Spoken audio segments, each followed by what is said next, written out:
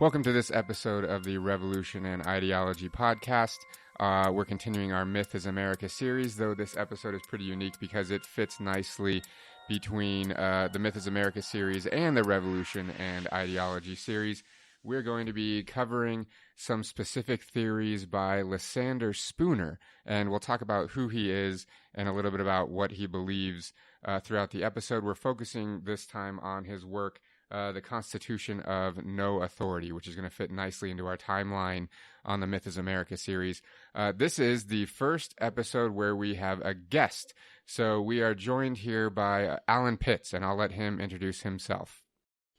Hello, Alan Pitts. I've been involved in movement work and political theory for about a decade. Came into Spooner about 7 or 8 years ago, and I've been trying since then to introduce everybody to him. So I hope everyone enjoys the conversation. Yeah, in fact, the first time I admittedly never heard of Lysander Spooner in my life, but one time, I don't know, this is probably a couple of years ago, me, Jared, and Alan were having beers at a local sports bar, and Alan mentioned him for the first time. I had literally never heard of him. So Jared's here too. Hi, it's me. I'm not doing a lot of talking this time, so I'll save you guys. Yeah, so we have me, I'm Nick, Jared, and Alan here. Alan's been gracious enough to bring us some whiskey to sip on while we're doing this episode. So this is the first episode where we have some alcohol involved, so we'll see how that works out as well. I'm going to kick it off with a short bio of Lysander Spooner, just so we can get a little bit about his life, and then we'll begin to dissect the work. So he's born in 1808. His family lives on a rural farm in Massachusetts. He's one of 9 children, so he has a lot of siblings. And basically his super early life is kind of uneventful. He lives on his family's farm. He moves to Worcester, Massachusetts, and begins studying law at the age of 25. And he studies under a man by the name of John Davis, who goes on to become governor of Massachusetts and then a senator. When Davis becomes governor, Spooner then goes and studies under a man by the name of Charles Allen, who was a state senator, and then later becomes the Chief Justice of the Massachusetts Supreme Court. So in his law practice, he has some actually pretty influential men as his mentors in the beginning. At the time in Massachusetts, there was a state law that required college graduates to study in another lawyer's office for 3 years before they could establish their own practice. And if you didn't graduate from college, you had to study for 5 years before you could open your own practice.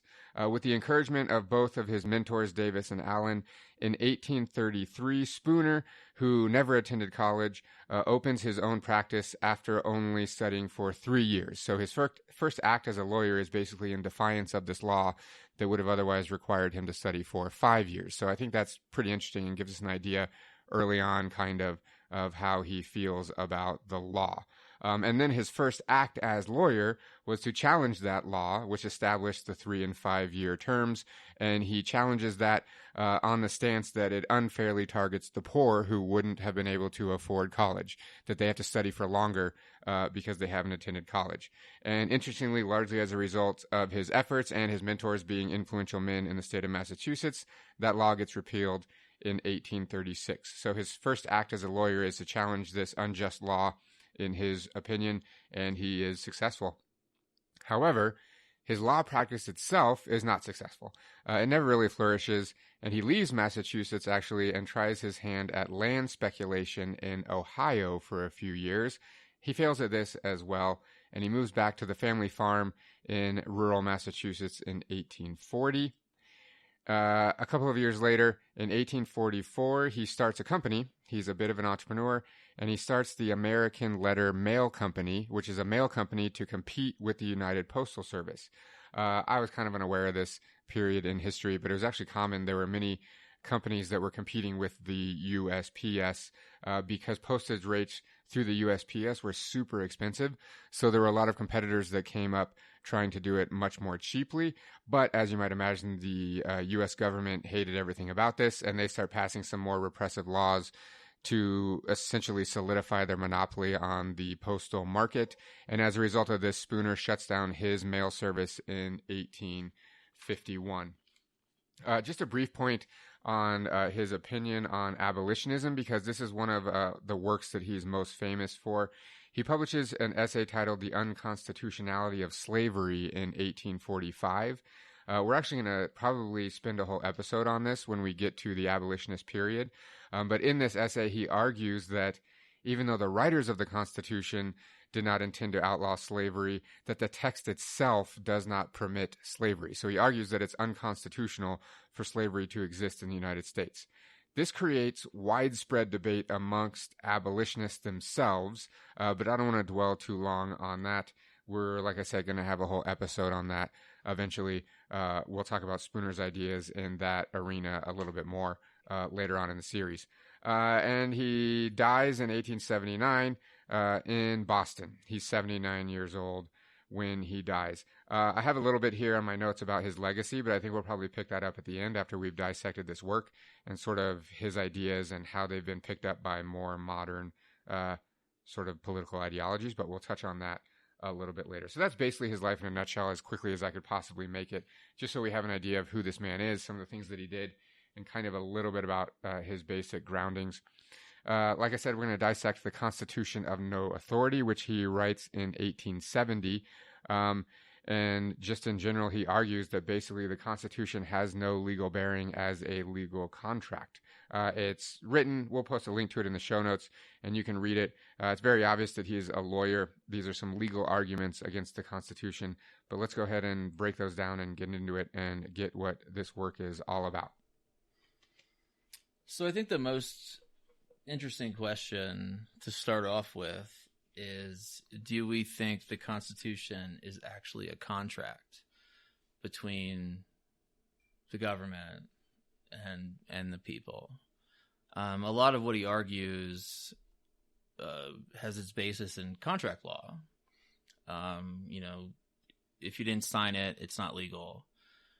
So that, I don't know, yes or no question, or you could, go on forever about it. Is the Constitution a contract? So, well, I guess I'll jump in. So prior to reading Spooner, I still probably would have said no. However, what he provided here as a lawyer, clearly a very rich history and rich understanding of law, was some really good arguments, which I'm assuming you're going to get into at some point, Alan, regarding why, right? Knowing how contracts work, why it is not a contract. I guess some people would have made the argument under like the ideology of Jean-Jacques Rousseau that there is a social contract and the Constitution is kind of like the framing of that, or more or less like an outline of that. But I don't know. It's hard for me to actually say what my thoughts were prior to reading Spooner, because like now everything I'm thinking about are his arguments. So I guess I'll kind of pass off to Nick here. But no, prior to this, I would have said it's still not a contract that's just. Now, even more so, because he provided these very clear arguments. What do you think, Nick? Yeah, it's kind of interesting that we're asking this question right now, because I just had a back and forth on YouTube with one of our watchers on a video we have about Antonio Gramsci and his theories of hegemony, and talking about consent and what consent means. And we were talking about implied consent, and the argument there was, do we consent to like a capitalist ideology even if we don't agree with it merely by living underneath it? And my argument was, while we don't like explicitly have to publicly state our consent, that merely by, buying a smartphone and using YouTube and driving a car and buying gasoline and all the things that we do, that we've implied our consent in this system. But like, obviously I'm not a lawyer. And before, like Jared said, reading Spooner's work, I would have never been articulate enough to describe the legalese argument against the Constitution as a contract. I would have probably defaulted to more sort of sociological theory, because that's what I do, of like, well, when I was born, I never signed a document that said that I supported the Constitution, etc. So we never had a chance to like explicitly consent to the document. So I would say no. We obviously know that Spooner's opinion is no, but I wouldn't have been able to articulate it in any way that made any kind of sense prior to reading his work, for sure. Yeah, at best it's a socialization process that gets us to quote unquote agree with the contract, but and at worst it's just flat out indoctrination. But yeah, like these arguments are pretty clear here regarding voting and so on and so forth. But yeah, no is the answer. Right. I never thought of the Constitution as a contract, but in this chapter of No Treason, Spooner definitely articulates this point that he believes the Constitution is a contract and should be explicitly consented to. And, one of his main points is the Constitution only has authority with the folks who were alive 80 years prior to the writing of this in 1860-ish. And now all those folks are dead. So they never left a time frame in the Constitution. They spoke a little bit about posterity. Does the Constitution have a sunset clause? Is it meant to kind of govern for time eternal?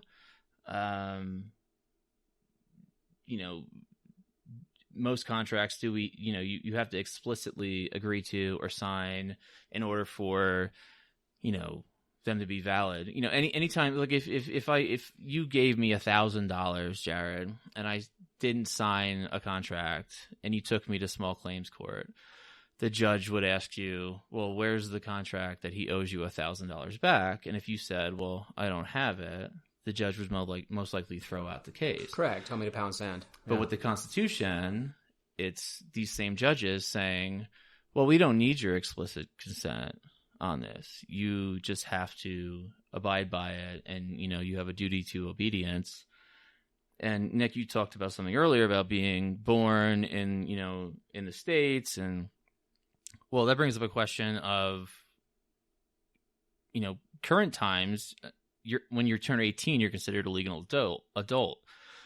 So at what age would you have to consent to implicitly or explicitly consent to the Constitution? Like my 7-year-old son would have no idea what any of those words meant. So is he not bound by it until he's able to understand it? Is he not bound by it until he's 18 years old? So, those are my questions. Yeah, and Spooner talks about this actually, and it's a good point to bring up in modern times. Like, people who become citizens of the United States do explicitly express their support for the U.S. Constitution. But if you're born in the United States, that never happens. You never have to do that. It's just assumed that based on your citizenship, you have basically consented to living under this document as a contract. Right, and I swore an oath to it when I was in the military. Yeah. By merely having the good or bad fortune, I suppose, depending on your perspective, of being born here, which of course none of us had a choice. We weren't whispering in the stork's ear, like, drop me off here in Colorado or Massachusetts or Georgia or whatever. Like, none of us had any say-so in that. And then, again, through various socialization processes, it's just merely implied that this is the way the world works, this is where you are, and this is the way it's going to be. And then that ties back into, like I said, that J.J. Rousseau idea of the social contract, that whether you like it or not, this is your fate. You are fated to follow these laws of the land. But you're never asked to sign. You're never at this point, it's rare people have even read it. So again, that's the idea. It's implied. It's implied. So implicitly is I think the correct word here. And I have 2 points on that you just made me think of. The first is, interestingly, like J.J. Rousseau, when he's talking about the social contract, etc., he's talking about it in the sense of like an unspoken contract between people that live in a society, not like all of the people in society signing implicitly this document and living under this hard contract. That's one point. The other point is, because you mentioned that you did explicitly sign to support the Constitution when you were in the military, it made me remember Jared and I also, as employees of a state institution, being instructors, have also signed documents where we have explicitly expressed our consent and support of the Constitution. So all the 3 people doing this podcast actually have explicitly, unfortunately, signed saying that they support the Constitution. But does that bind us forever? Yeah. What's the term? Our term of employment, again, working for a university or working for the United States military. Obviously those are state institutions. They're state run. Perhaps we do have to sign away a little bit of we have to sign into our consent to operate under this document. But not everybody works at a university or in the military or even at like the local DMV. What about just the everyday citizens? Are they, just by, again, being born here, tied to this document? If you look at, J.J. Rousseau and the social contract, the answer would be yes. Okay. But bringing it back to Spooner, he would argue no, because implicitly consenting to anything stands in the face of natural law and natural rights. Right. So, the implication of consenting to the social contract is you give up a little bit of your freedom for the state to protect you. Like, this says this in the preamble of the Constitution, protection, life, blah, blah, blah. But Spooner would argue that nobody can give up their natural rights under natural law. Like, these are inalienable. You're born. These are your rights. You cannot give them away. So how can we, going back to the original question of the podcast, like square, you're talking about the social contract and the majority of people living in America who've, this implicit consent to just follow certain cultural and societal norms, who probably, like you said, never read the Constitution or have read it, but really have no understanding of it, because this, we could talk about the ninth grade civics classes long in the past, or the originalist argument or whatever. To if we do have natural rights, how under Spooner's view, like him saying we cannot give those up, can we then implicitly consent to a social contract where we actually give those up for, group protection? And who would consent to those? Yeah, well, Spooner's argument is that you can't. There's nothing you could do that you can't give up natural rights, regardless of a contract you sign or anything. You can't give up natural rights. You can't even give them up to nature itself, in Spooner's words. One thing that I thought about when I was reading this that I think is interesting is, like we've talked about, most people have never even read the Constitution, but like, even let's say that you're 18, so we would consider you like of legal age, and you read the Constitution, and then you don't want to consent to it, you really don't have a choice, because we have all of these barriers in place where like you can't even leave even if you wanted to. Really, it's such a challenge that you really don't have a choice but to consent. It's like an Apple iPod agreement. Yeah, exactly. Yeah, like if you want to use this thing, if you want to exist in the world, like you're in, whether you like it or not. You like it or not. It's like South Park, like what is it, Sentai Pad, where they're all in the. Have you watched that episode? No, I haven't seen that shit. So there's this episode, I think it's called the Human Sentai Pad, and have you seen the Human Centipede, the movie? Yeah, for sure. Okay, unfortunately, yeah. Yeah, it's gross. So in this South Park episode, when you signed in the terms of agreement for Apple, you get put in a human centipede. So that like by signing the terms of agreement, then they're all in this human centipede because they signed it. Yeah, it's hilarious. You got to watch it. Okay. Because it's like, obviously no one read it, so they all sign it, and then they end up in the centipede, and there's nothing they can do because they signed the terms. Well, yeah, because nobody reads the terms and conditions. Yeah. But you turn 18 and you have to sign up for a selective service. Mm-hmm. Right? And if you don't, you're barred from a bunch of things, don't quote me on this, but renting cars or student loans and credit cards and things like that, just because you refuse to sign up for maybe in the future you're going to get unconstitutionally drafted into an unconstitutional, unjust, most likely war. So that's a good, like, obviously in Spooner's time that didn't exist. So would we argue today that you actually consent when you sign up for the selective service? I would say it almost in Spooner's time did exist, because his whole mindset on the Constitution changed during the buildup and during the Civil War. And I believe when he saw folks being, contracted and conscripted into the military in the North, my personal view is if the state, and when I mean state, is the government has the ability to conscript you into the military to fight a war you don't believe in, you don't own anything about yourself. The state owns you. And I would like to think that Spooner kind of felt the same when he saw folks getting conscripted. And I think he would argue that forcible consent is probably worse than implied consent. Mm-hmm. Which is like, this just reminds me of the conversation I had on YouTube today about Gramsci, because he delineates specifically between consent and coercion. And forcible consent is you're coerced, right? That's no longer even consent. I don't think most people would probably argue, Right, and Spooner talks about that a lot too. Like, when he talks about this implicit consent the government thinks about, with taxes or voting. Well, taxes is compulsory, right? So if you don't pay, the state has a monopoly on force. So they're going to come to you and you're going to be forced to pay in one way or the other.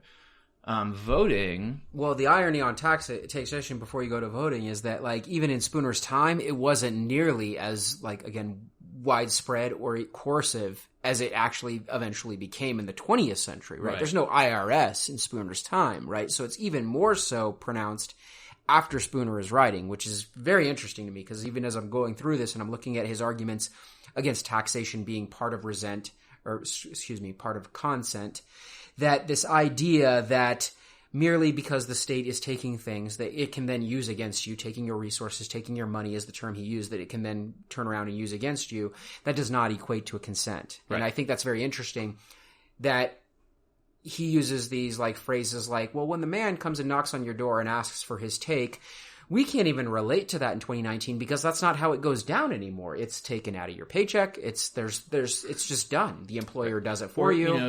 You're Willie Nelson. You get caught years later avoiding paying taxes. Yeah. But Spooner has this quote basically saying, how can you deny or defend yourself at the tip of a bayonet? And that's basically what it comes down to. The state has a monopoly on force. You refuse to pay taxes, you're going to be jailed.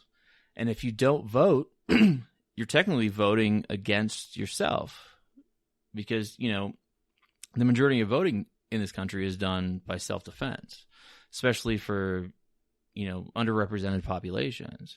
So voting can't even be used as a question of whether it's, by voting is you're somehow consenting to the federal government.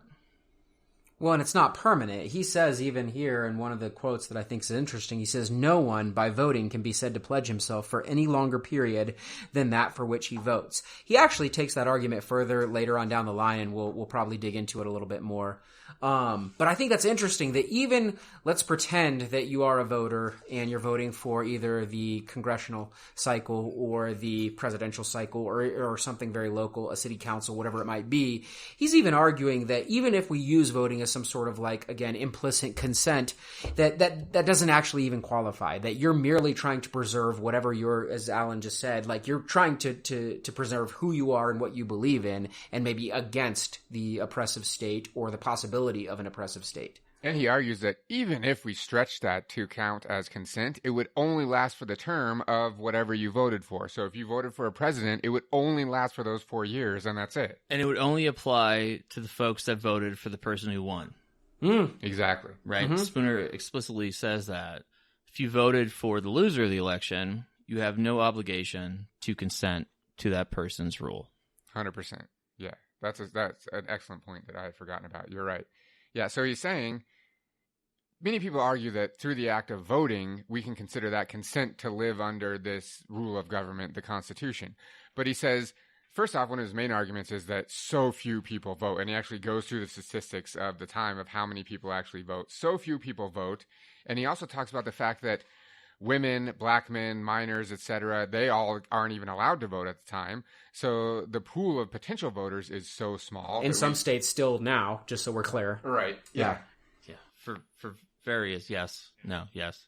Then he goes on to say that, okay, even if we stretched it to say that voting was the qualifier, that it would only be for the term that someone voted for. And then Alan's point that it would only be for the people that won the election. So if you voted for someone that lost, you're off the hook. You haven't consented to anything.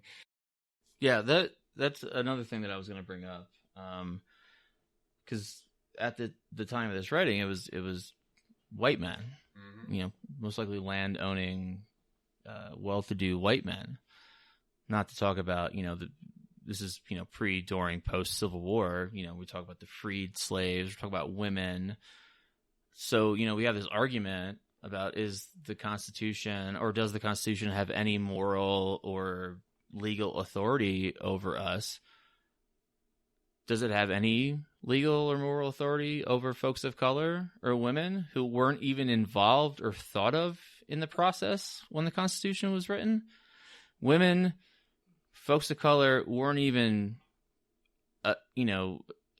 anything in any framer's mind back then when they were writing. So by being excluded both socially and, of course, even in this contract, which it was pretty explicit in parts of the contract, which is interesting regarding his prior publication using that slavery was unconstitutional. I'd probably want to dig a little bit more into that. But this idea that it was... Yeah, that exclusion right there means the Constitution is not at all can't even remotely be discussed as a contract for women or people of color. Not even remotely, not even a thing. Right, and talking about voting is done by secret ballot, and he brings that up. Like, how could something be valid if it's behind the scenes, secretly voted on? So my thought process while reading that was like, well, then does that nullify every institution that does secret ballot, like unions, everything that just does, put your name in a hat, this person, is elected.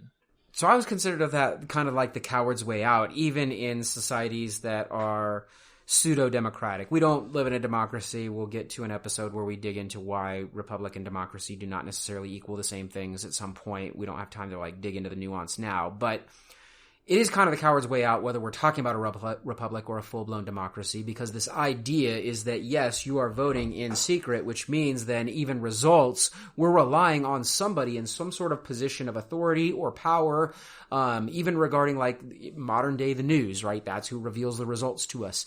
We're trusting their accuracy in revealing these results, whereas in something like a direct democracy that we've talked about in the Revolution and Ideology podcast, whether it was Cherán, Mexico, or the Zapatistas, you see it in Colorado. You see it. You can see who's voting for what. You raise your hand or you announce your vote or whatever it might be. That's direct democracy, and I'm willing to stand behind whatever my vote is, whether it's behind a candidate or a policy. We know. We can look around. We can see. We can research. We can see those things.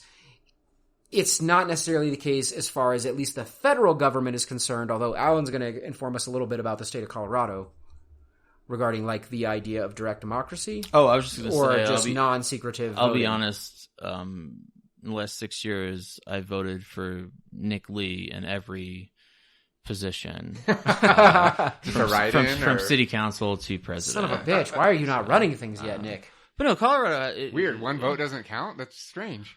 I mean, this is an interesting conversation, topic to bring up too, because a lot going on with the abolishing the electoral college, should be national popular vote, and this could be an entire other. Well, that was actually one of the questions I wrote down when he's talking, and he spends a lot of time in this publication, right? Constitution of No Authority. He spends a lot of time talking about voting and secretive voting. And one of the questions I had before he actually explained it later as I was reading it is, when he's talking about secretive voting, is he talking about the individual, in the little booth and not having to ever take responsibility for their vote, or is he also alluding to the federal electoral process that's tied to the electoral college? And those people also don't have to, although some of them don't have to reveal who they are. I think what he's talking about, he's saying that since it's secretive, from a legal argument, we can't count that as a public explicit consent to the contract because it's done in secret. I want to direct our listeners to an essay that I love. It's by Jean-Paul Sartre, and it's called Elections, a Trap for Fools. We'll post a link to it in the show notes. But he talks about this extensively, the fact that voting is done in secret and how that basically delegitimizes the quote-unquote democratic system in the United States and anywhere where this happens. It's super interesting. I don't want to go into it in detail. I'll just direct our listeners to read that. It's just a few pages. He talks about this extensively, the secret ballot and how that invalidates a lot of things. What's interesting, talking about this now is on the ride over here, I was listening to some talk radio on the radio in my car, and they were talking to, what's his name, Peter Baca.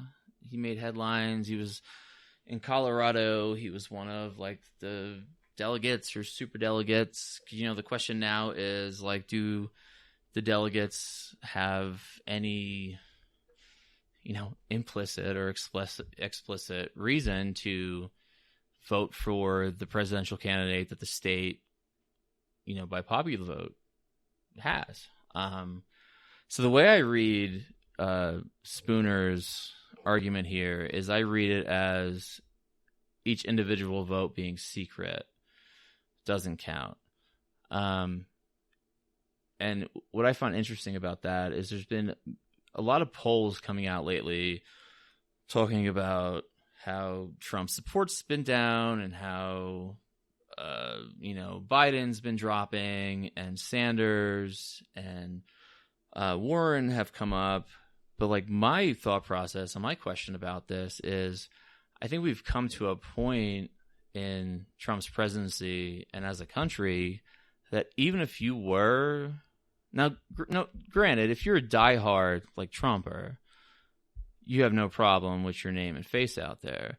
But my question about these polls, not just them being just like a single snapshot in time, is if you had voted for Trump and are going to vote for him again, would you put your name on that? Or would you just answer yes or no and try to remain, secret? I mean, that's interesting. I mean, even speaking locally, I've seen a whole bunch of at one point I saw a lot of bumper stickers, and now I'm not seeing a whole lot of bumper stickers. I don't know that that's like the gauge. I don't think that reaches like Pew Research poll like level of like accuracy or anything along those lines. That's not what I'm insinuating. But it is interesting that once the process was over, and things that have now taken place over the last couple of years have taken place, I've now seen a lot less like outward direct electoral support for the current administration. That is very clear, at least locally here in our community. And I want to apologize for using the T word. I didn't come into this. I'll bleep it out. Don't worry. You're gonna bleep out the T word? It would be funny if you just bleeped that out. So I want to wrap this back though to Spooner's argument. He would say that even if we voted in public, people that voted for Trump, only they would be bound to the constitutional contract since he won the election. That everyone else, like that voted for people who lost, clearly would not be bound to that contract. But he also makes an argument that elections are majority rule. He states in one of the internal paragraphs is, well, if majority of folks vote for this one candidate, all that really becomes is the same relationship between men and masters and slaves. And then he goes on to talk about how that would cement this constant conflict in society, which I highlighted and thought was really interesting because, there's many reasons I feel that Spooner was ahead of his time, this being one of them, talking about, the majority rule. Does like might make right, or does right make might?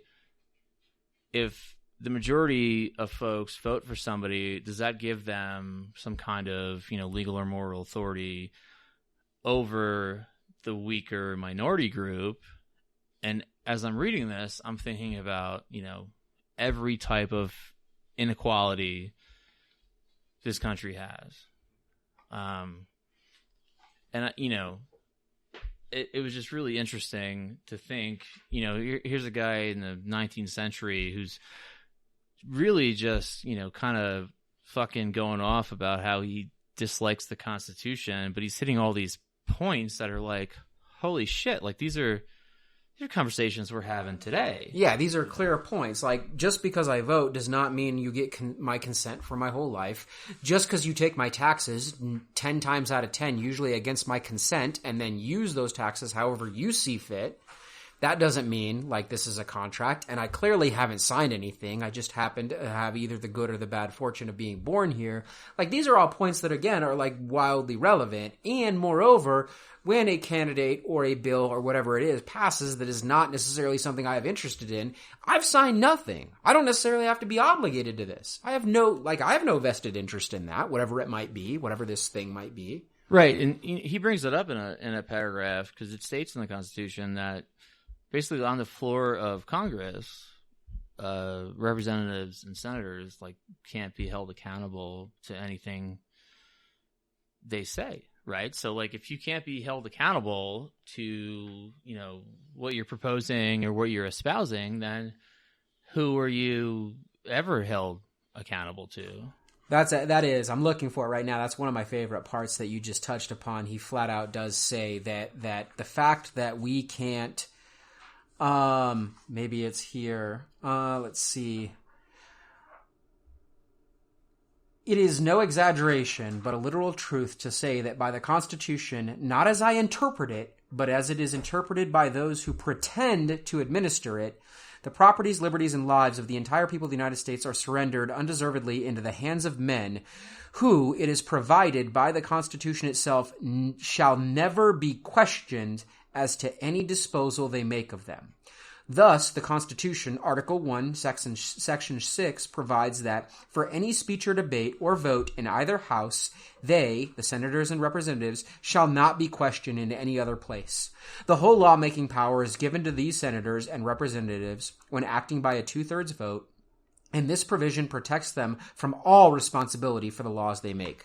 Yeah, it goes to anytime, somebody in Congress wants to make like an inflammatory statement, they do it in the chamber of Congress because they're not held responsible to anything they say. Yeah, his huge argument that he spends a lot of this document talking about is the fact that if our representatives were actually our agents that were acting on our behalf, then they would be individually responsible for their behaviors and their actions and accountable for those actions. But very clearly, members of Congress, etc., the representatives that we elect are not individually accountable for those actions. Like Alan just said, anytime they want to make some ridiculously inflammatory statement, they just do it on the floor of Congress, and then they are legally basically not able to be held accountable, which I think is a super interesting argument. You can't even do that in a regular place of employment. Like if you're working at like the local Chipotle and you just want to stand there and like make whatever inflammatory statement you want to make about like making burritos or burrito bowls or what your boss is putting,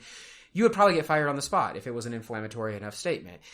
These people, this is their job. This is what they've been, quote unquote, chosen to do. And they can make whatever statement they want, and the law protects them. I mean, that right there is a clear indictment against the validity of this contract. And like you said before, Spooner's argument one of them hinges on the fact that they can never be questioned, basically. Once they're elected into office, you can essentially never question any of their actions or any of their behaviors or anything that they say, because after the election, basically they are absolved of all responsibility. Right. And I spent a lot of time in D.C. lobbying these folks, and it's all lip service. They never give a straight answer. They'll lie. You could have a video of what they said and repeat it verbatim back to them, and they'll say, "Oh, I didn't say it." And our only recourse is elections, right? And what's Congress's approval rating? Something like, I don't know, 8%. There's like shit 80s bands that have a higher, approval rating than that. But each individual congressperson's reelectability percentage is like 99%. So talk about not being able to see the forest through the trees. It's a very interesting thing. And I don't even want to say time, because I feel like this goes back to, like Spooner we're talking about, the mid-1800s. Is, a lot of folks want to see and believe what they want to see and believe. And when these folks, these Congress people show up and do some bullshit town hall and give lip service and then go back to D.C. and do whatever the fuck they want. But no, I've been there and I've looked these people in the face and, they've told me one thing and then the next day they've done the opposite. So, if you truly believe that these representatives have your best interest in mind, you really need to fucking think about what your best interests are, because they literally do not give a shit about you. Yeah, the whole idea of that they represent us when they're in office is completely absurd. But we've all been conditioned, to use Jared's term earlier, to believe that merely by voting for this representative that they will then go to Congress or wherever, it could be city council or whatever, and they have our best interests in mind and they will represent us in that position. Completely absurd. Well, and that ties into arguments that even Spooner doesn't make, like, again, the electoral process and how campaign funding works and all of those other types of things that there have been people that have been arguing against for, at least at least since Spooner's time. But I mean, I break it down like this. When I'm talking about this in a classroom and I am challenging the notion of democracy in the United States, the first thing I will say is, like, who do you think Senator X has more interest in supporting through policy? Little John Doe in, whatever, Macon, Georgia, or ExxonMobil, who gave Senator X $1 million in campaign funds? Who is that person really working for? Like, let's not be like naive here. We already know how this is going down. And that's what I think is great about Spooner, right? We talked, I mentioned earlier about him being ahead of his time. I mean, the further you read on, he basically says all power lies in money. And if you have enough money, you could build a big enough army to force folks to do what you want. And then the most amazing thing to me about this chapter, whatever, of he was supposed to release chapters 2 through 5, and they never happened, and they've been lost to history. Even Benjamin Tucker, who bought his estate, couldn't find them. But the most amazing thing to me, and I actually thought about you, Jared, when I was rereading this, if anybody was to get worked up about hearing the name Rothschild in a conversation, I felt like it was you. And here he is back in the 19th century talking about, 140 plus years ago, talking about how the Rothschilds and their money basically run the world. That's funny because I actually, I made a note while I was reading this about how he talks about these elite people who run society. I have it. I found it right here in my notes. He says, here's a quote: "With so-called civilized peoples, the authority lies with those who have the most money, because soldiers in any requisite number and other instrumentalities of war in any requisite amount can always be had for money." And then he goes on to call out the Rothschilds by name multiple times throughout the following pages, which I think is hilarious. It's super amazing, right? At a time where nobody was naming names, right? Nobody was naming bankers and big money folks. These are people that we still talk about in 2019. Mm-hmm. The Rothschilds. We still talk about them in 2019. I'm actually super surprised, because I think about this a lot, that there hasn't been a documentary or something about them, because because they own everything. I think that's what they just own everything. We could do a Jimmy Kimmel Man on the Street quiz, and no one would know who the Rothschilds are, but they are so influential in literally running the entire world. Okay, I do want to rewind for a second though, because I think it was Alan that brought up the slave-master relationship thing. Mm-hmm. And I had a note here that was super interesting to me, and I took the time to make a note. So the reason this was interesting to me is because one of my favorite quotes ever comes from Herbert Marcuse in One-Dimensional Man, when he talks about elections and slaves, etc. Alan just picked it up. It's literally sitting on my desk right now. One-Dimensional Man is. If you've never read that, I cannot recommend it enough. We need an episode on it. It's it is a badass. It was written in 1964 by Marcuse, and he basically just fillets capitalism. He's a member of the Frankfurt School, but that's enough for that now. We'll get to that later. But so this is what I'm going to do, because I read this quote by Spooner, and then it immediately reminded me of my favorite quote from Marcuse. So I'm going to read them both back to back, and then you're going to see the similarities between the two. So first, this is Spooner. He says, "A man is none the less a slave because he is allowed to choose a new master once in a term of years." Now, this is Marcuse. "Free elections of masters does not abolish the masters or the slaves." And I read that quote by Spooner, and then immediately in my mind popped in the quote by Marcuse, and I'm thinking, there's absolutely no way that Marcuse ever read Spooner, but they are so similar that it was just astonishing to me. And so his point is that the master-slave relationship is secured by the election, but just because you're electing your master doesn't prevent them from being your master, which I think is hugely powerful. Right, yeah, just because you're choosing who's going to whip you doesn't make it any less painful. Exactly. Yeah, the master-slave metaphor is good. I like the robber one, too, that he uses. Oh, the Highwayman? Yeah, the Highwayman. The Highwayman is probably my favorite paragraph. Yeah, he says the entire... The fact is that the government, like a highwayman, says to a man, your money or your life. And many, if not most, taxes are paid under the compulsion of that threat. So that right there, like, I mean, obviously Alan likes this section right here, but that's even how taxes are paid. Taxes are not a sign of consent. Taxes are basically, well, we're given a choice, your money or your life. Now, is he exaggerating a little bit that anyone that didn't pay taxes was like executed or killed or whatever? But no, prison is a thing, right? Jail time is a thing. Or in certain cases, at least enough litigation can ruin your ability to make a living. Yeah, here. the end of your life is subjective, right? You know, having a family, going to prison, that's the end of your life. But if you continue on with that paragraph, my favorite part is when he starts getting a little sarcastic, where he's like, oh, well, at least the Highwayman doesn't follow you the fuck around under the guise of having to protect you and needing more money from you and watching your every step. And in that entire paragraph, he never mentions the government.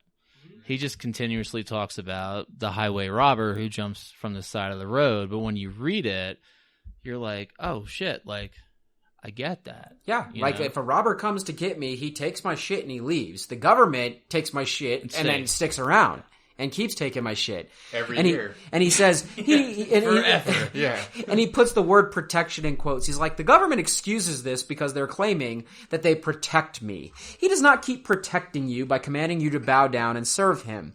He then goes on to call the government. He says the proceeding of those robbers and murderers who call themselves the government are already the opposite of single highwaymen. And so basically he's saying they're all robbers or murderers, but it is the government that is like the worst of the bunch. And he doesn't use this term, but it's basically like the mafia, right? Like, you have to pay I was just gonna for say us that, to yeah. protect you. And then you're like, well, who are you protecting me against? Well, we're protecting you against us. Yeah. So you have to pay for that. I was just going to say, having grown up in New Jersey, you know, and spent time in New York and seen all these, you know, fictional movies and then, you know, non-fictional documentaries and books, it's the same thing. It's, you know, the mafia coming to your store and saying, hey, Nick, I'm going to need $50 a week for protection. Well, who are you protecting me against?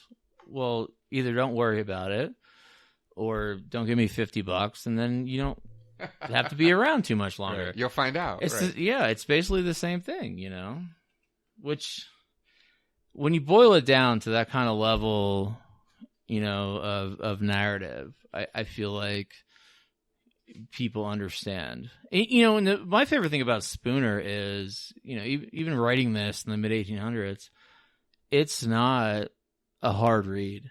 Oh, yeah, for sure. You know, there's no big words. There's no super multi-syllable words, you know, like it's very easy to understand. He's super repetitive in a lot of what he says because I think he was, you know, super animated and just wanted to get his point across.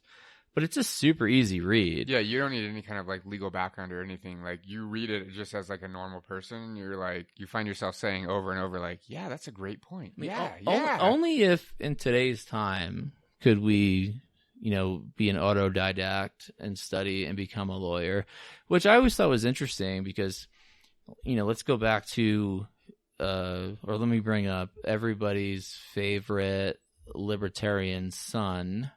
And I mean Rand Paul. So Rand Paul's an eye surgeon, but Rand Paul never graduated from his undergraduate degree and then went to medical school and then was able to perform surgery on people's eyes. I did not know that. Yeah. So, I mean, this is another, you know, conversation about who we put on pedestals and the water diamond paradox and blah, blah, blah. But, you know, we live in a time now where if, say, Alan Pitts was writing something similar to what Lysander Spooner is writing, I'd be fucking thrown away as a wacko, right? Because I don't have a law degree. But back then, people were listening, even though he was lost to history and lost to time. Back then, it didn't matter, you know? And this is a cultural and societal argument that we could have about who's more important or why certain people seem more important. 100%. I want to go back to a point that Jared made earlier about Spooner's writing about taxation, and he literally uses the example of like the taxman knocks on your door and collects your taxes. And in fact, we did an episode on Thomas Paine where we talked about his role as a tax collector when he lived in England. He literally went door to door and collected taxes. Was it a negative episode on Thomas Paine? No, we're Thomas Paine fans. Okay, yeah. Thomas Paine is my favorite founder. Yep. 100%. I hate the word founder. I do too. I want to light that word on fire. I like do the too, but founding I fathers. say it sounds like it. we're all some sort of like stupid Heaven's Gate cult, like the founding fathers. Like I'm gonna go worship. Like I might as well read like I don't know some sort of religious text. I say no founder for the sole reason to throw it in the face of like Jeffersonians or folks. We're picking apart the Washingtons, the Adams, the Jeffersons. We do not like these. It is a favorable episode. Paine's always been my guy. But that's the point. That's what we even talked about in the episode. Go back and listen to it if you all are listening right now. But yeah, like Paine that's the reason why nobody liked Paine. That's why Adams hated Paine. That's why Jefferson and Paine only kind of got along at sometimes, but other times did not, right? Like that's why Paine ends up in France because he thinks they're going to be more radical than the wipes that start this country. So yeah, like we are big Paine There's fans. a good obscure conspiracy theory that he authored the Constitution. That would be kind of shocking given how much he critiqued the English Constitution in Common Sense, because he hates the... Sure. And so our Constitution is straight jacked from the English Constitution in many ways. Right. And he critiques the hell out of the English Constitution in Common Sense. So it'd be interesting that he took parts of the English Constitution... The English Constitution was semi-written, but mostly like lore and spoken, because still to this day, the American Constitution is the oldest written constitution in the world. Depends on how far, we could debate that. That's a history thing. Like, I technically, Magna Carta was written in 1215. That's not a constitution. It starts I just love Thomas Paine, so I'm going to defend my man, We like Thomas Paine, too. Yeah, you don't have to defend him, because we did he's like the only guy we like from this era. It's like, not the only published guy. yet, but you're same. here. He's not like the only guy, but like we like of the people that we consider architects. Guy. We like Benjamin Banneker. We like these other guys. And he got fucked. Benjamin Banneker? No. Oh. Thomas Paine. Oh, yeah, yeah, absolutely. 100%. Benjamin Banneker did too, but yes. That's it. Okay. That's what Americans do. we use people and then we fucking throw them away. Weird. Okay, back to my point, which was, in Spooner's time, the taxman literally knocked on your door and collected taxes, but Jared was talking about earlier how, like, that doesn't exist anymore. The IRS didn't exist in Spooner's time. Now we literally never see a human being that collects our taxes. We file our taxes online, most of us, or we have an accountant that does it for us, and it goes to some computer system somewhere, and then we pay that money out of our account, or the government literally takes it out of our account. In fact, it reminds me of a meme that I saw that was like, you have to calculate the taxes that you owe, and the government knows exactly how much you owe, but then they're like, you need to calculate how much you owe and then pay it to us, and if you pay the wrong amount, you get sent to prison. And then you're like, well, can you tell me the amount? And they're like, oh, no, of course not. You have to figure it out for yourself. But what that reminds me of is like... I mean that's math in every grade in school, though. Right? Yeah. It reminds me of kind of like Foucault's concept that he borrows from Jeremy Bentham of the panopticon, that like the IRS at this point, which is hugely different than Spooner's day, is like sitting in the middle of the panopticon watching all of us, but we have no idea who they are. They're just anonymous people somewhere that are just taking our money, and it's completely ridiculous. And for us to be able to consider that as like we've consented to the Constitution because we went online and clicked a couple of buttons, like it's even more absurd than in Spooner's day. Under threat of either imprisonment or fines or collections, or even in like low stakes cases not being able to go to college, right? You can't have FAFSA, for example, unless you file your taxes. 100%. Right, Yep. So but that's all coercion. That's a threat. That's not a contract, that's a threat. Yeah. Yeah. No, I agree. And what I always, taxes has always been like an interesting argument that I've always had with myself. Feels like one aspect, I always felt like, I'm coerced to pay taxes because if I don't, there's that threat of force, be it imprisonment, putting a lien on my house, car, whatever. Fines, interest. Fines, being audited, things like that. But then, I always laugh when I hear folks during, tax season come like February to April that are like, oh, I got $8,000 back. And it's like, that was your money to start with. Like, they didn't give you anything back Right. as a gift. Yeah, they were taking too much out every week or every month or whatever it was. Right. And on that same vein is, who would pay taxes if we changed it to, if they didn't just automatically come out of your paycheck every month. Mhm. But once a year, you had to write a check to the government of what you owed. Who would actually pay that? Because I'm a firm believer in all aspects of, politics, electoral politics, social movements. Money is a huge motivating factor. So, Jared, if you had to sit down, say, come January, and write a check for, I don't know, $9,500, how would you feel about paying taxes? I'd feel even saltier than I already do. Exactly. And I'm pretty damn salty about it. But that lump sum right then, or at least in my socioeconomic position, I get that maybe there are people out that don't care, probably not our listeners, but there are people that probably can write that check and not feel any certain way about it. But I would definitely. Are you calling the listeners poor? Is that what you were doing? I don't know. I'm assuming there's no billionaires out there. Yeah, I'm assuming. And hey, if there are billionaires out there, Yeah, we could visit our Patreon page. Yeah. No, and I feel Elon Musk is listening, and I feel right? the same way. Like I am happy to pay taxes. This whole conversation is based on, the Constitution having no authority, but I'm happy to pay taxes in order for that money to go to help somebody in need. Mm-hmm. Would I rather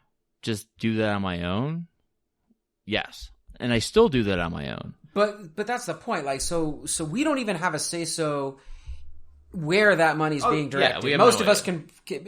If you're listening at home, you can pull up a pie chart. How your federal money, like or state to- money's different, but I like how to your federal assume, money yeah. is being spent. And there'll be a pie chart, and all the pie charts are different because they're all trying to tell you a different story. But let's pretend we're looking at the most general pie chart. 25-50% is being spent on DoD. Now, for someone like myself who finds, again, consistent imperial warfare around the world wildly appalling, that pisses me off to no end that 50 cents of every one of my dollars is going to spread Americana to some place that never asked for it.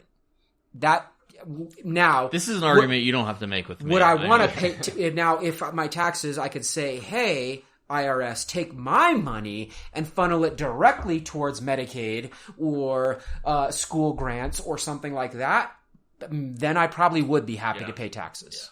I think I have a theory that like the further it's not my theory, like I made it up, but like the further things get away from us, the least likely we are to like support them. So like to your thing, if at one time every year I had to sit down and figure out how much taxes I wanted to voluntarily pay, it would be like, yes, I use roads in my city, so I will fund them and like all of these things. But like by the time we have to like funding the federal government, no one would fund that. No, like, but, literally. but if you sat down that one time a year and it was like $10,000, you'd be like, "Oh, I use roads, and maybe I'd call the cops if I'm scared. my or kid something, went to public yeah. education." Yeah. But you'd also be like, "Where the fuck did the other $8,000 Mm-hmm. come from?" But even in other places, they get more like a benefit. I'd like to be able to, in Canada, just walk to a doctor because I know at least my taxes paid for that. You can't even do that sure. here, right? Like that. We live in Colorado, which has like some of the worst roads in the country. So where do our taxes go? I don't know. They don't go to to fix our roads. It's a weed obviously. conspiracy here. But no, seriously, it's like we pay taxes under threat of violence, Correct. right? And it's been that way since the jump.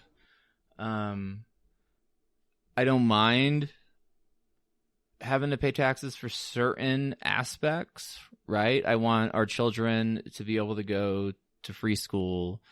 I would love everybody to have free healthcare. I want fucking libraries, roads. I want these things, but I would really like a breakdown of where they go. I mean, I get what you're saying, Jared, because They shouldn't go to a Senator X's pension for the rest of his life. And it's funny. Look, I don't think they directly do, right? So if you get a ticket in Colorado Springs and you go to, say you had a $150 speeding ticket or whatever, and you go to pay it, and you ask the lady you're paying behind the desk, "Where does this go?" She goes, "I have no idea." And you go, "Does it go to the cop who gave me the ticket?" She goes, "No." Because it doesn't. It just gets put in this fund that gets appropriated, 1,000 different ways.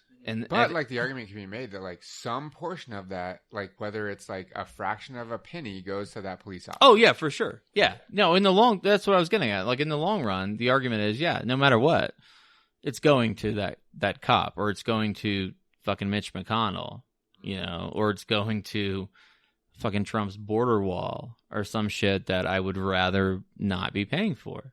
They should sell, like, how, like, if you if you buy, like, you invest in some nonprofit that built a building and they give you like a brick in your name on the border wall, they should have everyone's name, every U.S. citizen that's like, this one fraction of this wall was paid for by blah blah blah. I don't want my name on that wall. No, well, yeah, that's the whole point, right? Well, that's what goes back to what I was saying earlier. Is if we had open voting, right? If it wasn't secret ballot voting, right? Who would actually stand in a line? And there'd be people for sure, but there'd also be people that wouldn't stand in a line and raise their hand and go, "Well, I'm going to vote for Trump." There'd be people that wouldn't stand in line and raise their hand and said, "I'm going to vote for Warren." I mean, it works on both sides. The secret part of it is what like really frames American Republican politics as an act of true cowardice. Yeah. And honestly, I don't really mind the secret. Really, I see it as just wildly just like Spooner. Maybe I'm clouded. I get that. My thing is, and I think this is just because what I've been thinking recently is just like, I just want people to vote. I want more people to vote. All right, so can the three of us all right now, we're going to post on all of our social media who we vote for? Yes. All right. I've never had any issue telling anybody who I voted for. Like I said, last 6 elections. We'd have to get back to the fact that Jared might not be voting, because voting at all is perpetuation of a system that you don't necessarily want to support. If Spooner was here, he'd give you a big hug. Foucault would not. Apparently, we just found that out about him. He did think not voting was pretty. I think another episode we talk about is Foucault's boomerang. That's a good episode. Here's the problem, though, which is like I'm gonna butcher this, like paraphrasing, but. The argument that really convinced me to vote was that not voting is such like a privileged act because all of the three of us sitting at this table are white males that like Trump's presidency is an example. It's had such a detrimental effect on, like, just as one example, the trans population, that for all of us to sit here and say we're not going to vote and we're not going to participate is such like a cop-out that just this, like, it takes 10 minutes literally to check the box that we have a responsibility to do that to protect the marginalized population. No, exactly. And I think about that a lot, right? Like, I'm a straight white dude. Yeah. And what I try to do is use my privilege to uplift voices of people of color 100%. And folks who are in marginalized populations.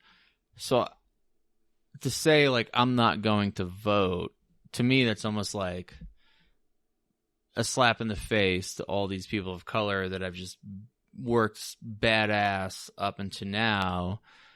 And then Jared's giving me this look. But...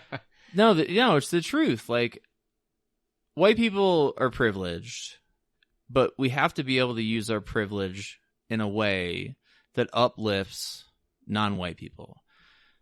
And I think if we abstain from voting, that's just like spitting in the face of the system that folks of color have toiled and bled and died for 100+ years. And it's super easy as like a white male to say like, well, I'm just not going to vote. And then no matter what happens in the election, exactly, right. It has zero impact on our lives. Yeah, fuck Trump, right? Damn, now I'm the bad guy. Now I'm the bad guy again. No, seriously, like, fuck Trump, but like, how has him being president affected me or you, Nick? Like, it hasn't. 0%. No, it has not adversely affected any of us. It has adversely affected, obviously, anyone that was studying here, any young people of any sort of Latin American heritage that has been studying here that was a dreamer. It has definitely affected the trans community. It has definitely affected the African American community. So it's definitely affected everybody 51% who's of the not population a straight white if we're person. talking about Everyone women. who's not a straight white So person. it's definitely adversely affected them, but is it like to the point like we're like perpetuating the system and allowing another 4 years of that? Because that's what will happen. Or another 4 years of slightly less bad? Like, is that... No. I guess that's the question I'm asking. Because here's... we're doing... What we're doing in Myth is... If you're a trans person seeking healthcare, then slightly less bad is much better than... What we're doing in Myth is America, though, is having an engagement where, again, this current executive and his administration... I must stress, are not like some sort of end-all, be-all of badness or whatever. They're actually merely a symptom of everything America is, was, and will be. So any sort of engagement with perpetuating this trajectory is wildly problematic. No, dude, I'm not disagreeing with you. But what I'm saying from like an on-the-ground, like... Right, the immediacy of it. meet people where they are. I have a really good friend who works for the Ruckus Society, and she always says, speak with your feet, right? Like, speak with what you know, right? So the people that I meet, trans folks, folks of color, there's things that this administration is doing that, like, literally affects these people's lives, right? Like, folks in the military who are trans who are getting booted, folks of color who are getting deported just because, as of yesterday, they're trying to revoke birthright citizenship. So I guess what I'm trying to say is by again, perpetuating the system in any way, and I'm not necessarily saying I won't vote. I did vote, and I've probably voted in every federal election for the last, 12-odd years. You voted for Trump, didn't you? Yeah, absolutely not. I have no problem. There's no secret ballot here. I voted for Jill Stein, Joe, so that's how that went 2 years ago, whatever it was. Anyway, back to the story. Like any sort of, again, engagement with the system, a system that is predicated on subjugation, inequity, competition, haves and have-nots will merely find new ones. So I guess what I'm saying is every time we include, when we're inclusive, somebody else, that means somebody else must be excluded because we cannot include everybody in this both political and economic system. It's not built. But how do we change that system, right? How do we change that system? I don't know that it's through voting because voting perpetuates the system. We're never going to change the system through voting. I have to assume that most of us probably agree on that. However, if we can temporarily minimize the negative impacts on marginalized communities, then we should do that. Which is why I still kind of vote sometimes too. That's why I'm saying I'm not sure I'm going to vote or not next. You're making good arguments. I'm not going to argue with you. In my argument is you based on, and I'm a firm believer that change happens from the bottom up. My argument is based on voting for fucking city council and school board and things like that. At the federal level, what's that really gonna affect, unless you're out there busting your ass and organizing people.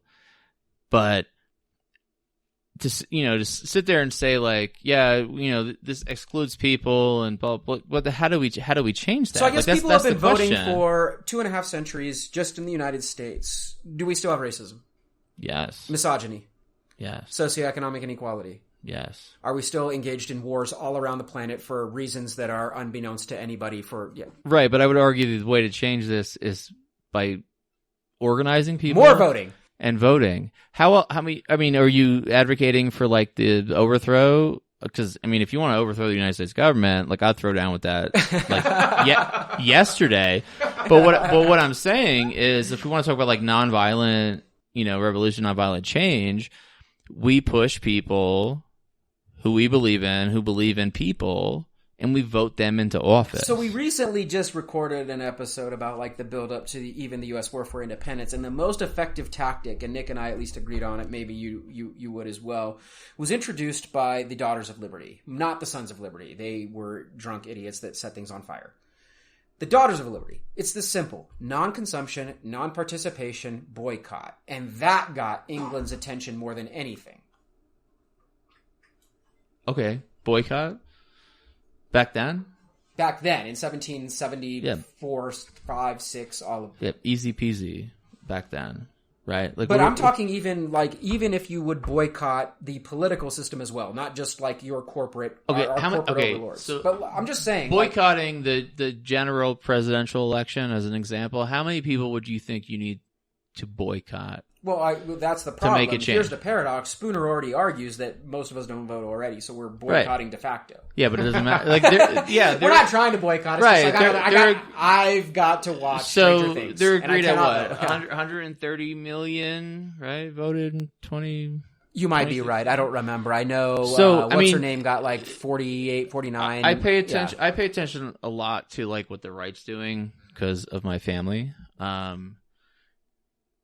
And I remember Rush Limbaugh was calling for, or Mark Levin was calling for a boycott of, I think it was Chevron, which was owned by Venezuela, who, when he was alive, what's his name? Namagara, the guy before him, Chavez, right? Hugo Chavez. Yeah. And he broke it down where it was almost there's X amount of gas stations in this country. If someone 50 people didn't use them that day, it would be they would lose millions of dollars. But that's an organizing effort on a fucking ridiculous scale, like unprecedented. It's never going to happen. So Jared and I have actually talked about this a lot, about how the most powerful thing throughout history has been like the general strike, but that it's like absolutely impossible nowadays to get critical mass. Corporations have like 1 million employees. Yep. Back when they were doing general strike, they'd have like 60,000 and like 15,000 and be like, "Oh, fuck you." And that's like, fine. Oh shit, that affects and I'm everything. okay with that. And then we should all vote and buy Apple products and Fords and Toyotas, and we can just carry on with this fun game for until we use up the entire planet, I guess is what I'm saying. But like, that's the question. Do we alleviate minor issues now? Which I do believe it. I'm not actually arguing against you. I probably will vote because I don't want anybody in the LGBTQ plus community to suffer. I don't want African Americans to continue to get shot in the streets. I don't want children in concentration camps along the border. I want none of those things. So I will vote for that purpose. But as a devil's advocate, I have to also throw out there, all that does is continue to perpetuate a failed system. No, I agree with that. Yeah. But I have yet to find a nonviolent way that makes a difference. Right. If you want to talk about how to throw a coup and violently overthrow the United States government, talk about that all day. But non-violently, it starts at the bottom, and it starts with voting. And I've got a little bit feeling of Jared going into like him being his dictatorship, religious world leader, Yeah. What if we all vote for you? Is that good? I don't know that I want that kind of responsibility. I'm trying to Netflix and chill and watch some basketball games. Was that your games. campaign pitch right there? I'm trying to Netflix and chill and watch no, honestly, games. like non-violently, I have outside of organizing people, on the streets, meeting where they are and getting to vote for somebody. Like, look at the squad, right? Like, so the organization I work for, I remember finding AOC, speaking with her campaign, endorsing her. Rashida Tlaib, same. Ilhan Omar, same. Ayanna Pressley, same. And I've met these women, 5 or 6 times, and they're fucking rock stars. No doubt. So going back to what I said earlier about how these politicians don't give a shit about you, that's true. But these 4 women give a shit about you. For how long? I don't really know. Yeah, I mean, we'll find out. I don't know, and I've been watching the system pull people in, chew them up, and spit them out, and it's... I mean, AOC's gotten shit because once you're like a freshman congressperson, you spend the majority of your day just calling donors, and she refuses to do that. And she sits in on committees she's not a part of because she just wants to understand what's going on. So those 4, the squad, What does that mean for my contract? How am I contracted through this United States? To kind of get back to like the original topic, we've definitely gone way into more of the revolution and ideology side of this. I don't think. What does this mean for the contract then? Well, so like Nick said earlier, like you signed a contract. So AOC is not from my district, not even from my state, right? Right. But I dig what she's about. Yeah. Like, and so does that now draw? And I can't even vote. Like, I have no say in what she's about. But like, does that reapply the social contract now? Not social contract, the constitutional contract, based on what Spooner has kind of laid out. No, why would it? Yeah, well, she's just somebody that you appreciate being in Congress and you'd like to see more of. But like we said earlier, like me having been in the military, I swore an oath of the Constitution. Is there like a sunset clause on that? Like, does that end? You're not in now. When I got out? Yeah. A lot of times I say, in defense or an attack of like Trump's administration is like, I swore an oath and like, you're fucking going the wrong way. And you guys, like you said, signed an oath as, being professors at a college. Which is weird, because that's like a recent thing. We didn't start by signing that thing. That just started happening, when Nick 2 years ago? saying that, I'm like, why the hell would you have to sign an oath? I don't actually know if you signed one. I had to sign one when I became an instructor. I don't know if lecturers actually have to. To the Constitution? Yeah. No, I've signed Straight it. up. Yeah, I've signed it. Yeah, any employee of any state institution. Yeah. At least as far as I've done it, so I know what it is. So my wife's a special education teacher, and it'd be interesting to ask her if she's ever had to I mean, it's in your like huge packet of employment. Well, you never paperwork pay and, attention to it, yeah. Exactly. But like, why? Well, okay, I could like some of it. I like, could wax poetic on why for a while Yeah, First about Amendment stuff would be obviously a big one, right? Like as an control of educator. narrative, Yep. and we can get conspiratorial all we want, but that's the question, right? Okay, so the three of us assigned it. Does that end ever? I mean, we're still employed, so we couldn't even make that argument. I got out of the Army in 2006. Yeah. Am I still... I mean, Spooner would say no for sure. Right. Yeah. But like I said, I use it in arguments against, the current administration. Like, I got a Purple Heart. I swore an oath, blah, blah, blah, blah. But like...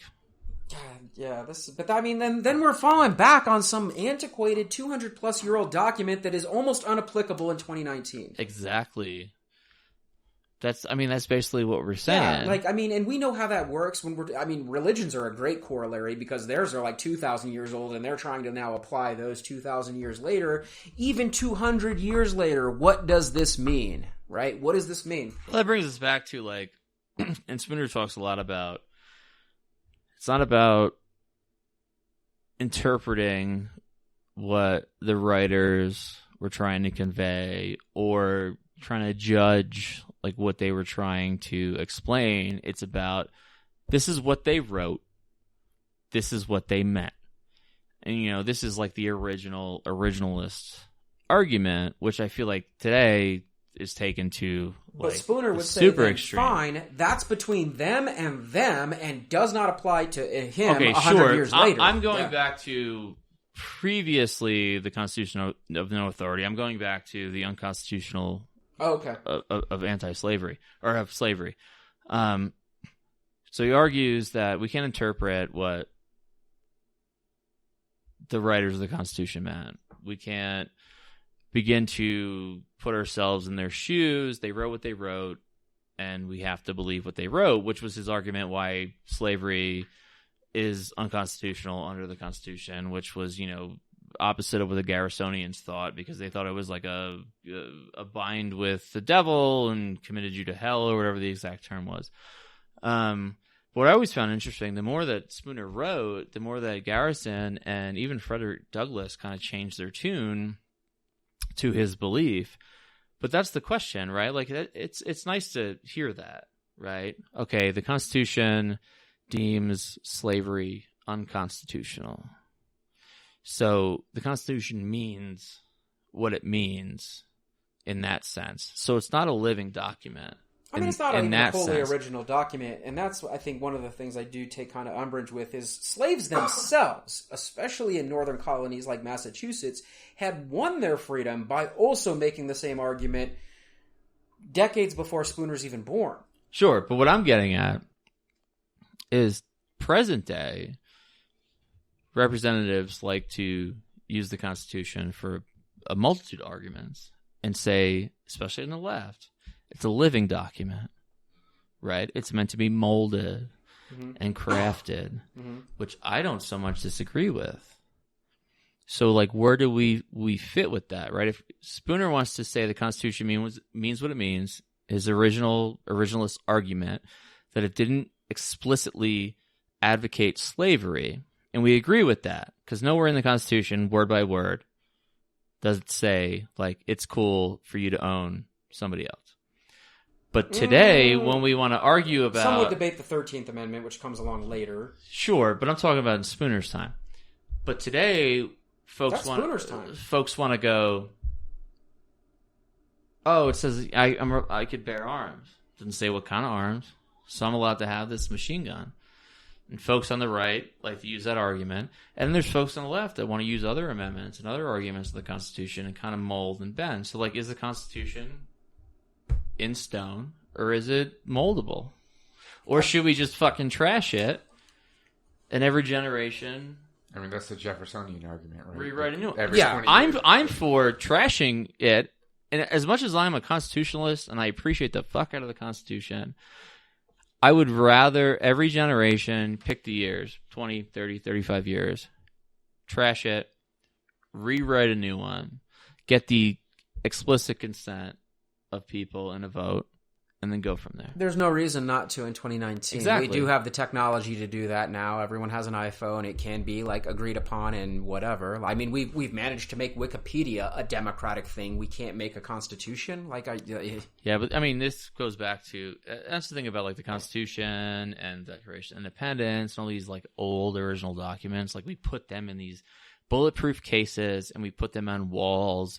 And we frame them in a way where they're like supposed to be worshipped. Correct, which is idolatry. Exactly. And I'm saying this is wrong, but that's what happens, right? And that's what happens with a lot of folks when they say, "Oh no, the Constitution is what it is. Get over it. I could bear arms. I could say what I want." So we make this argument all the time that when people, going way back into ancient history, began to write things down and quote-unquote set them in stone, in a way, even if the documents are living and we can add an amendment here or there, what you're doing is the minute you write it down and place it on a pedestal, this is a move for power and authority. This is not a move for democracy or equity or equality. It is about domination and subjugation. I am writing this document from a point of some sort of authority, whether that authority is through an electoral college or whether that authority is because I have the divine right of Lord Marduk, whoever that might be.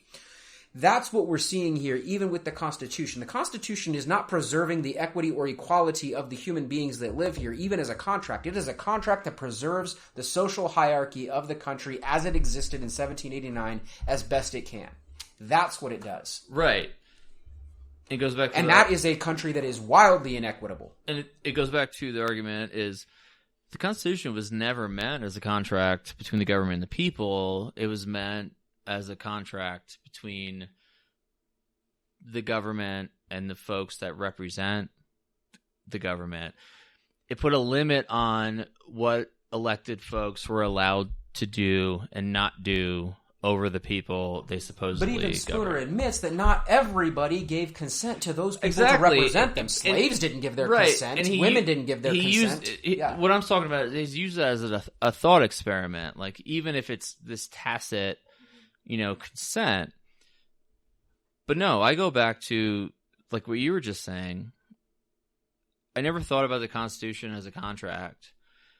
I still would side on the side that it's not an actual contract, but I do believe that it requires the consent of the people that it's supposed to govern over, and especially the powers it gives the institutions and people that are supposed to govern over, like, the masses.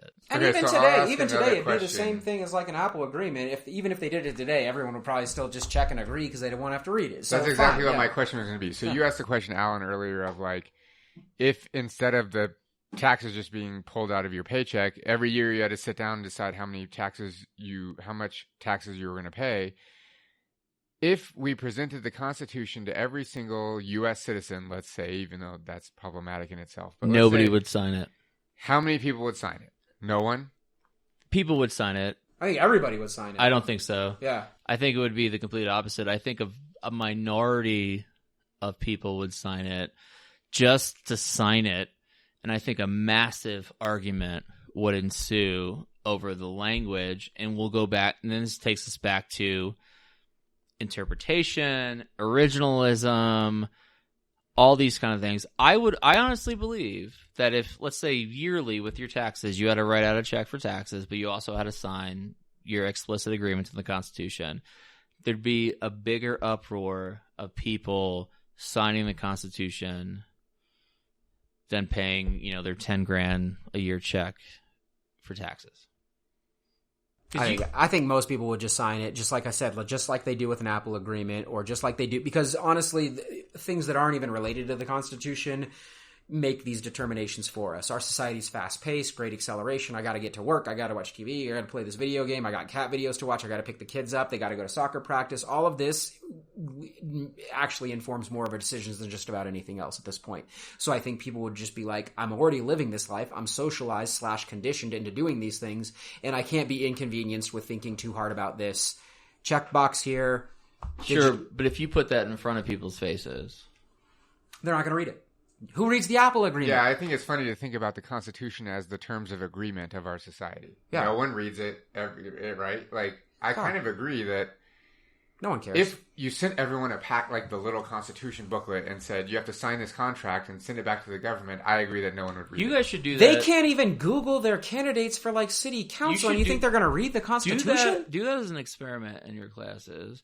I'd be inclined to agree what you're citing on, that like a minority would sign So I it. teach, But obviously, early U.S. I history. feel like if this was alongside having to write a check for taxes, people would open this up and be like, where the fuck is my money going to? You have a lot of faith. Like I said, I've been doing like It's not history. faith. It has nothing to do with faith. At multiple institutions, and one of the things we discuss, and just like we have in this podcast, is the framing of the Constitution, and we go through the various parts of it: Article 1, 2, 3, what executive, legislative, judicial, and the Bill of Rights that was kind of like the compromise. So more and more states. We do this whole project, and you know what percentage of human beings walk into a collegiate classroom and have ever read any of that? They may actually have read it. That's the sad part. Again, ninth grade civics, I'm making the joke. I know they actually had to read some of it in ninth grade civics, but who remembers or cares about it? It is such a small, minute portion of the pot. The only ones they know are part of the First Amendment, and they all know the second one. But then any other like parts, that's it. They don't know anything else. They don't know anything else. It's interesting. It's funny that they like only make it to number 2, and like number 3 even like people don't even know. They have no Yeah, idea. the quartering thing's, it's done. We're done. That's why it's funny though. Like it's the third one and no one knows it. Yeah. Anyway, I don't know. I mean, we could probably discuss it. How does that relate to the contract idea of Spooner? I think it actually is. It's a pretty good point that I think we're having a debate on here. I maybe am being pessimistic and think people are too busy or just not interested or care about other things to even bother to read the document, and would just, again, they'd give their digital thumbprint or whatever it would take, and they'd agree. You think if it's attached to a 10-grand check, that would make them read it? I think if, let's say, every January you had to sit down and you got a letter from the IRS what your yearly taxes were. But along with that letter was the Constitution plus, I don't know, maybe a small tidbit of where your taxes are going. People would, one, freak out over the amount of money they'd have to pay yearly, because once it comes out of your paycheck, if it's not there, nobody gives a shit. Right. You've never even expected to have it. And two, it would force folks to read, like, okay, where's my money going? Even if it was skimmed, they'd be like, where's my money going? And people would lose their mind. They care so on how little. General. If they're not willing to is. read the contract behind their $400,000 house or their $50,000 lease or car loan, I just don't. I mean, all people know is like, okay, I bought a $400,000 house. My mortgage is $2,000, right? But that comes out almost automatically every month, or you just know every month they have to write a check for $2,000. What I'm saying is, once a year, it would become normalized, like just like a mortgage, just like a car loan. After a while, yeah. But in the beginning, people would lose their minds if you had to sit down and write a check, even if it was for $400 or $40,000. People would lose their mind, because when it comes to social psychology, the risk of losing money as opposed to gaining money is higher. So what if you like claim 0 the entire year? Like, we could force it upon ourselves, right? We could claim 0, and then at the end of the year, we would have to write that check. We could do it if we really wanted to. The funny thing is, like, no one would save the money, so you wouldn't be able to pay. Oh no, it, nobody would be able to do yeah. that. Oh, I mean, unless you're like the 1%. Yeah. Yeah, nobody would be able to write that check. I would be able to write that check come the end of the year. And that's what I'm getting at. You know, like, it's normalized because it just comes out of your paycheck, because we're so used to this direct deposit. And also we're older. We come from a generation that we used to get physical paychecks. Yeah. I remember getting physical paychecks and having to go to the bank and, you know, like depositing my paycheck and, you know, seeing on there where this went and that went. But now it's just like you wake up on the 1st or the 15th and it's like, boom, money's in my account. I don't know what was taken out. I don't really think about it, because if it wasn't there, nobody gives a shit. You know, I also think if it was there if you saw, say you get paid $3,000 every 2 weeks, right? So you wake up on the 1st, there's $3,000 in there. Come the 3rd, you look at your paycheck, there's $2,500 $700 in there. You're going to be like, where the fuck did that $300 go? Well, it goes to taxes. People would give a shit then. But since it just happened simultaneously, nobody pays attention. Yeah, I fully agree with that. Like Jared said earlier, like you don't even expect to have that money. It's just gone right away. Yeah. You budget it out already, you know? That's why they ask you when you're applying for like a credit card or a house or a car, what do you make gross? What do you make net? Like that's... So is that consent? To consenting to the U.S. government? Mm-hmm. No, because it goes back to Spooner's argument with taxes. No, it's not consent. So voting is not consent, taxes are not consent, and we haven't signed anything. How are we kind of concluding the ideas on Spooner here? Where is he at? What do we think of no treason? Because I think the United States government has big guns and big armies that... I mean, we could talk about asymmetrical warfare and how it's not about like force on force if we, want to cause damage. But I really think it comes down to the lack of people in our country giving a shit over the last 200 years. So it's just apathy. That's what's gotten us where we're at. And I bet if you sat, and it was funny because I was in Starbucks this morning going over this and kind of taking some notes, and there's a guy sitting across from me, and I really wanted to ask him how he felt about the Constitution, if it had any authority over us. And I should have, because I feel if you stop like 10 people on the street, let's say 8 of them have only read the preamble. Maybe half of that have read more than half of it. And I'd say none of them have an opinion on it whatsoever. Or depending on what news station they watch, they have an opinion on it. I think your estimates are high. I don't think 8 out of 10 have read the preamble. I definitely don't think 5 out of 10 have read half of it, for sure. I mean, I think the preamble just goes along in school, So technically, yes, everybody could say they've read it, because like I said, every school has taught at least parts of it or all of it, but what they absorbed and what was retained and all of those things like that's just not a big part of people's lives. If you attach money to it, would it become more important? Probably. I don't see it changing a whole lot of things. But I mean, like I said, that's kind of what we're at. Well, I mean, Spooner's main points, like, again, this is the Constitution. It was written, at least for him, 100 years earlier, for us, a couple of 100 years earlier. And that in and of itself means posterity is meaningless. None of us have signed anything. We are not liable to what is contained in this contract. That's the first argument. The three of us actually have. Well, the three of us actually have, but yes. Sadly. Secondly, the fact that if anyone chooses to vote, that does not bind them contractually to the Constitution. And third, just because taxes are taken 9 times out of 10, or maybe 10 times out of 10 against our will, that is also, like, those are his 3 main arguments. That is not making it a contract. So what do we think? Is this thing a contract? Well, it goes back to the question I asked earlier. Was the Constitution written to be considered a contract? I mean, Spooner's argument is no. He says that even if it was a contract at the time, it could only be considered a contract between the men that had physically signed the contract, and that even then, if we considered that a contract, they had no power to bind anyone past their generation to that contract. Yeah.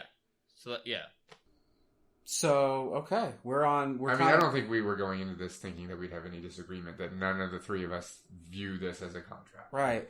But I mean, yeah. I mean, I guess that's kind of where we stand on Spooner's legal document or legal argument, the Constitution of no authority. I think that's where he gets docked, though, by a lot of legal theorists. If you dig deeper, is they feel he puts too much into the argument of like contractual law and less into like the meaning. But then Spooner fires back. It's like, no, we're not talking about what the framers meant when they wrote it or how we're supposed to interpret it. It's what they wrote, right? Like, that's why he says slavery is unconstitutional, because nowhere in the Constitution it says you're allowed to own somebody else. So that's what I'm getting at. I never thought the Constitution was a contract. I read Spooner years ago, never thought it, picked him up again the last couple of weeks. I don't think it's a contract. I always kind of felt like it was just this guideline-ish type of thing that we put in a fancy frame and hung on walls to people to worship. And it's sad when you see government officials who cite it, who have absolutely no friggin' idea like what it means. But then again, so this is what does it really mean? You know? I mean, here's his response to that idea, like from the critics that think he's looking at it overly contractually. Well, this is what he has to say. He says, the very judges who profess to derive all their authority from the Constitution from an instrument that nobody ever signed would spurn any other instrument not signed that should be brought before them for education. No, exactly. That's his mic drop. Right, Before that, he argues... Well, I mean, he consistently argues that there's no authority, but he talks about if it's a contract, here's why it's bullshit. Then I always thought that piece was super compelling, and I think we talked about this before the mics were on, and then post that he gets more into, like we talked about a little bit earlier, the moneyed interest in the government, and just to go back, did he name the Rothschilds again, which. Who the fuck back then was naming seriously the Rothschilds in a negative who today way? Is naming the Rothschilds? Well, no, yeah, nobody. Yeah. Yeah, I mean, who brings them up ever? I think Jared's point is key, though, and I was just about to bring that up. That I love that argument that he talks about how the judges who take their authority from the Constitution itself in a courtroom will just as quickly throw out any contract that doesn't meet the very specifics of contract law, but the Constitution itself doesn't meet the specifics of contract law. Yeah. Love it. And what I hope is more legal scholars are picking up Spooner. Like I said, I found the most recent was, I think it was 2010 court case that he was cited in one of the chapters in No Treason. I do think outside of, because he never put labels on himself. So outside of anarchistic or, volunteerism thought, or as much as we all hate the word libertarianism, I think he's a force to be reckoned with coming forward with how the Constitution is supposed to be interpreted, not only as like an originalist point of view, but also, is it a living document? Can we mold and mend it? Because pre-Civil War, he was kind of able to move it around until he, because he gets this bad rap that he was a racist because he was against the Civil War. I mean, he was like one of the earliest abolitionists, but he was against the Civil War only because he felt, and this goes back to like what we were talking about, constitutional authority, he felt that the North was forcing their government on the unwilling South. Nothing to do with them. Yeah, from a legal perspective, he respected the South's secession movement. Yeah. Purely on legal grounds. Nothing to do with slavery. Yeah. Nothing to do with that. He was 100% against it, but he was against the Civil War because of the legal argument that the North had no right to force their government on the South. And the more I think about that, I don't know. I maybe because it's 2019 and the world we grew up in, I kind of think like, no, it's fucking slavery. We should have burned the South to the ground or whatever, But no, I'm glad we talked about Spooner. I hope more people pick him up because he's super interesting. Yeah, super interesting. Like I said, I had never even heard of him until Alan mentioned him to me a couple of years ago. I think that's a pretty good place, though, to cut off the episode. We're going to continue conversations on Spooner in future episodes. We'll do his views on slavery, etc., in the future. So you can catch us at revolutionandideology.com or send us a message on Twitter. We're at Rev and Ideology. We have a YouTube channel, too. You can subscribe to us there. Once again, I'm Nick, and I want to thank Alan for coming on for sure. Jared, as usual. Take it easy. All right. We'll see you guys next time. Later.